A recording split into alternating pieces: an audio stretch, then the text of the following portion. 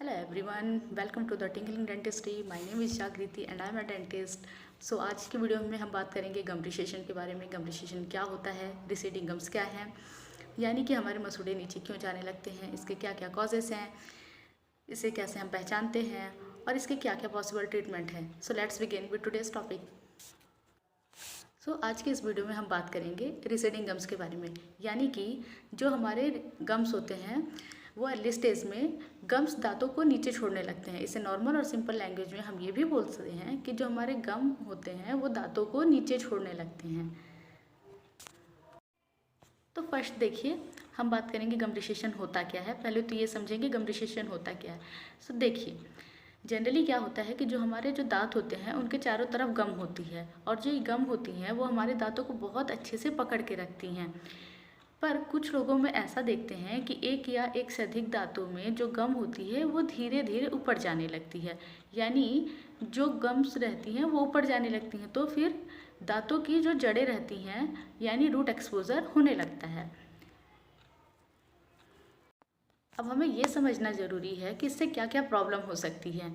देखिए, पहले अगर अर्ली स्टेज में इसका ट्रीटमेंट करा दिया जाए तो ये वहीं पे ठीक हो जाती है, फिर इससे आगे समय में कोई प्रॉब्लम नहीं होती है। लेकिन अगर जो इसका सही समय पे इलाज ना कराया जाए तो ये बढ़ने लगती है, और हमारे जो गम्स और दांतों के सर बीच क्या होता है कि डिपॉजिट होने लगता है। फिर डेब्रिस और फूड पार्टिकल्स वहाँ पर इकट्ठे होने लगते हैं, जिसकी वजह से धीरे धीरे पॉकेट बनने लगती है। अब ये पॉकेट वक्त के साथ बड़ी होने लगती है, जो कि कुछ समय बाद पेरियोडोंटाइटिस में कन्वर्ट हो जाती है। अब ये फिर थोड़ी और कंडीशन ख़राब होने पे ये टूथ लॉस का कंडीशन भी हो जाता है। ऐसा याद रखें, सही समय पे इलाज कराना बहुत बहुत ज़रूरी होता है, इसलिए कोशिश करें आप सही समय पे इलाज कराएं। अब क्वेश्चन बनता है कि हम इसे पहचानेंगे कैसे कि हमें गम रिसेशन हो रहा है या रिसेडिंग गम्स है या हमारे मसूड़े नीचे जा रहे हैं, तो क्या यही प्रॉब्लम है, हमें गम रिसेशन की प्रॉब्लम है। तो देखिए, सबसे पहले क्या होता है, जो दांत रहते हैं दांतों की गम जो होती है वो ऊपर जाने लगती है, यानी कि रूट एक्सपोजर होने लगता है। उन दांतों में सेंसिटिविटी भी दिखने लगती है, यानी सेंसिटिविटी होने लगती है। जो लेंथ होती है वो लंबी दिखने लगती है। अब हम बात करेंगे रीजन्स की कि क्या क्या रीजन्स होते हैं जिसकी वजह से हमें गम रिसेशन की प्रॉब्लम्स हो सकती है। तो देखिए, क्या होता है, सबसे पहला और मोस्ट कॉमन रीज़न होता है ब्रश करना।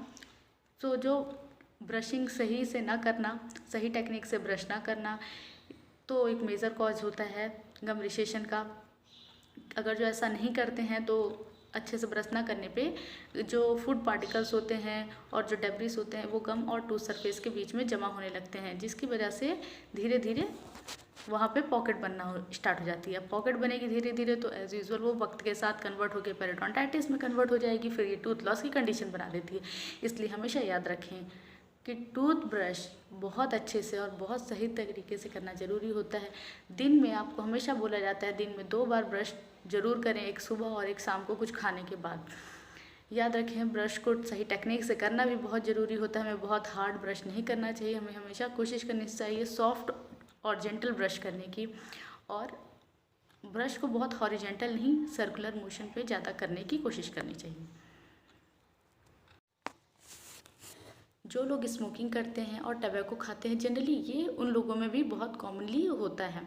उनके अलावा जिन्हें पेरिडोंशियल प्रॉब्लम्स होती है, पायरिया की प्रॉब्लम होती है, डायबिटिक की प्रॉब्लम्स होती है, और जनरली हार्मोनल चेंजेस की वजह से भी ये प्रॉब्लम देखी जाती है, जैसे कि फीमेल्स में at the time of pregnancy और मेनोपॉज के टाइम पे गम्स रिलेटेड प्रॉब्लम्स कॉमन होती हैं। ऑर्थो ट्रीटमेंट में भी जनरली ये कॉज होता है अगर जो ओरल हाइजीन प्रॉपर तरीके से मेंटेन ना किया जाए तो। अब बात करते हैं हम ट्रीटमेंट के बारे में। देखिए, पहला तो हमें रूट प्लानिंग एंड स्केलिंग करना बहुत ज़रूरी होता है।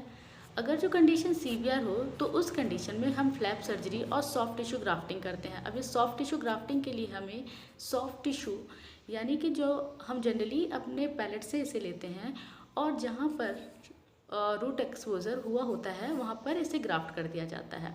और लास्ट हम इसे बोन ग्राफ्टिंग भी करते हैं, जहाँ पे बोन लॉस हुआ होता है वहाँ पे बोन को रीजनरेट कर दिया जाता है। Thank you for watching this video. अगर जो आपको वीडियो पसंद आएगी तो प्लीज़ लाइक एंड सब्सक्राइब जरूर करें, और अगले वीडियो में हम बात करेंगे अबाउट होम रेमेडीज़ कि हम होम रेमेडीज़ क्या क्या दे सकते हैं गम रिसेशन के लिए।